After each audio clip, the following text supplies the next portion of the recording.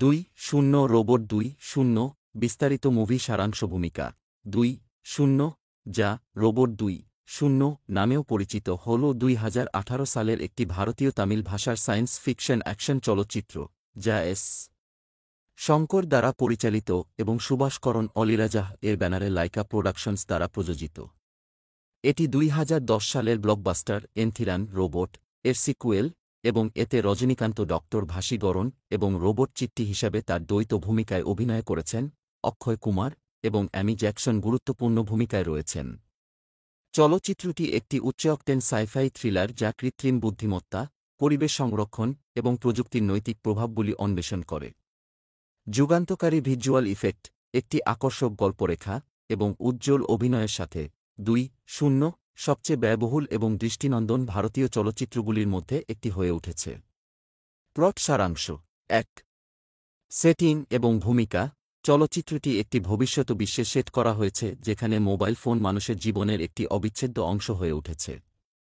তবে মোবাইল প্রযুক্তির অত্যধিক ব্যবহার প্রাকৃতিক ভারসাম্যকে ব্যাহত করতে শুরু করে, যার ফলে অপ্রত্যাশিত পরিণতি দেখা দেয়।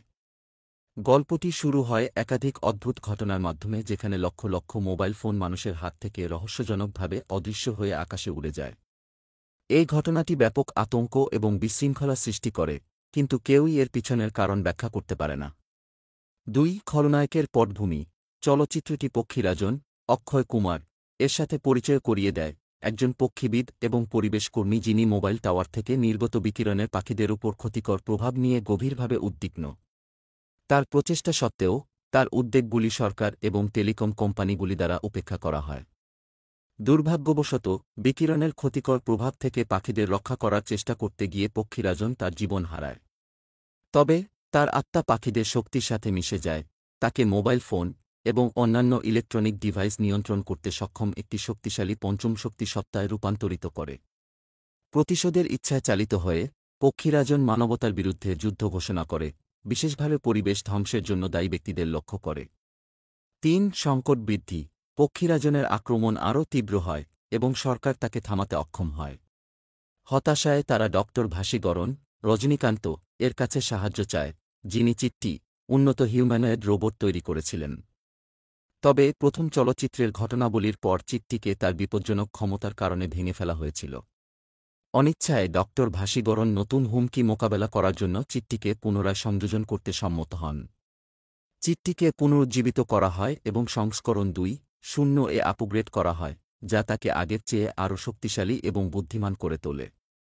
4 চিট্টি বনাম পক্ষীরাজন চিট্টি 2.0 কে পক্ষীরাজনকে থামানোর জন্য মোতায়েন করা হয়, কিন্তু যুদ্ধটি সহজ নয়। পক্ষীরাজনের মোবাইল ফোন এবং ইলেকট্রনিক ডিভাইস নিয়ন্ত্রণের ক্ষমতা তাকে একটি উল্লেখযোগ্য সুবিধা দেয়। দুজন একাধিক তীব্র এবং দৃষ্টিনন্দন যুদ্ধে জড়িয়ে পড়ে। চিট্টি তার উন্নত প্রযুক্তি এবং যুদ্ধ দক্ষতা ব্যবহার করে পক্ষীরাজনের আক্রমণ প্রতিহত করে। তবে পক্ষীরাজনের প্রকৃতির সাথে গভীর সংযোগ এবং তার করুণ পটভূমি তাকে একটি জটিল এবং সহানুভূতিশীল খলনায়কে পরিণত করে। 5 চূড়ান্ত সংঘর্ষ চলচ্চিত্রটি একটি বিশাল এবং বিস্ফোরক চূড়ান্ত লড়াইয়ের দিকে এগিয়ে যায় যেখানে চিট্টি এবং পক্ষীরাজন একটি স্টেডিয়ামে মুখোমুখি হয়, যা হাজার হাজার মোবাইল ফোনে পূর্ণ থাকে, যা পক্ষীরাজন একটি বিশাল পাখির মতো প্রাণী তৈরি করতে ব্যবহার করে। চিট্টি তার মিনিরোবট সহযোগীদের সাহায্যে পক্ষীরাজনকে পরাজিত করার জন্য বীরত্বপূর্ণ লড়াই করে। নাটকীয় ঘটনাবলীতে চিট্টি মানবতাকে বাঁচাতে নিজেকে উৎসর্গ করে, যা দেখায় যে একটি মেশিনও করুণা এবং নিঃস্বার্থতা রাখতে পারে। 6 ফলাফল চলচ্চিত্রটি একটি চিন্তা প্ররোচিত নোটে শেষ হয়, যেখানে ডক্টর ভাসীগরণ অনিয়ন্ত্রিত প্রযুক্তিগত অগ্রগতির পরিণতি এবং অগ্রগতির সাথে পরিবেশ সংরক্ষণের ভারসাম্য বজায় রাখার গুরুত্ব সম্পর্কে প্রতিফলিত করে। প্রকৃতি রক্ষার প্রয়োজনীয়তা সম্পর্কে পক্ষীরাজনের বার্তা গভীরভাবে অনুরণিত হয়, যা দর্শকদেরকে গ্রহের উপর মানুষের কর্মের প্রভাব সম্পর্কে একটি শক্তিশালী অনুস্মারক দেয়। থিম এবং বার্তা 2.0 শুধুমাত্র একটি সাই-ফাই অ্যাকশন চলচ্চিত্র নয়, এটি প্রযুক্তির নৈতিক প্রভাব এবং পরিবেশ সংরক্ষণের জরুরি প্রয়োজনীয়তার উপর একটি মন্তব্য। চলচ্চিত্রটি প্রযুক্তির উপর মানবতার নির্ভরতার পরিণতি এবং প্রাকৃতিক বিশ্ব রক্ষার জন্য আমাদের দায়িত্ব সম্পর্কে গুরুত্বপূর্ণ প্রশ্ন উত্থাপন করে। পক্ষীরাজনের চরিত্রটি পরিবেশগত অবহেলার ধ্বংসাত্মক প্রভাবের একটি মর্মস্পর্শী অনুস্মারক হিসাবে কাজ করে, যখন চিট্টির বিবর্তনটি দেখায় যে প্রযুক্তি ভালো এবং মন্দ উভয়ের জন্যই ব্যবহার করা যেতে পারে। অভিনয় রজনীকান্ত ডক্টর ভাসীগরণ এবং চিট্টি হিসাবে তার দ্বৈত ভূমিকায় একটি শক্তিশালী অভিনয় প্রদান করেন।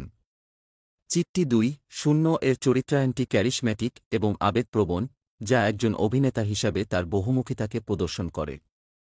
অক্ষয় কুমার পক্ষীরাজন হিসাবে উজ্জ্বল, খলনায়কের ভূমিকায় গভীরতা এবং তীব্রতা নিয়ে আসেন।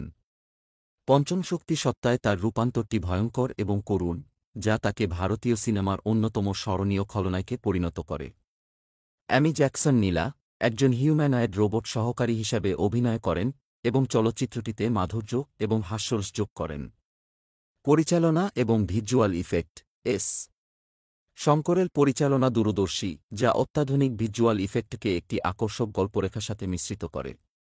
চলচ্চিত্রের ভিজুয়াল ইফেক্ট আন্তর্জাতিক শিল্পীদের একটি দল দ্বারা তৈরি, যা দর্শনীয়। মোবাইল ফোন দিয়ে তৈরি বিশাল পাখির মতো প্রাণী থেকে উচ্চ অকটেন অ্যাকশন দৃশ্য পর্যন্ত 2.0 প্রযুক্তিগত উৎকর্ষের ক্ষেত্রে ভারতীয় সিনেমার জন্য একটি নতুন বেঞ্চমার্ক স্থাপন করে। সঙ্গীত এবং ব্যাকগ্রাউন্ড স্কোর এ.আর. রহমানের সঙ্গীত এবং ব্যাকগ্রাউন্ড স্কোর চলচ্চিত্রের আবেগপ্রবণ এবং নাটকীয় মুহূর্তগুলিকে উন্নত করে। গানগুলি, বিশেষ করে এন্থিরা লোগাথু সুন্দরীয়ে, আকর্ষক এবং গল্পরেখায় ভালোভাবে সংহত। উপসংহার 2.0 একটি যুগান্তকারী চলচ্চিত্র যা রোমাঞ্চকর অ্যাকশন, দৃষ্টিনন্দন ভিজুয়াল এবং একটি চিন্তা প্ররোচিত বার্তাকে একত্রিত করে। এটি বিশ্বমানের সাইফাই চলচ্চিত্র তৈরি করার জন্য ভারতীয় সিনেমা সম্ভাবনার একটি প্রমাণ, যা বিশ্বমঞ্চে প্রতিযোগিতা করতে পারে। এর আকর্ষক গল্পরেখা, উজ্জ্বল অভিনয় এবং প্রযুক্তিগত উৎকর্ষের সাথে 2.0 একটি সিনেম্যাটিক অভিজ্ঞতা যা দর্শকদের উপর একটি স্থায়ী প্রভাব ফেলে।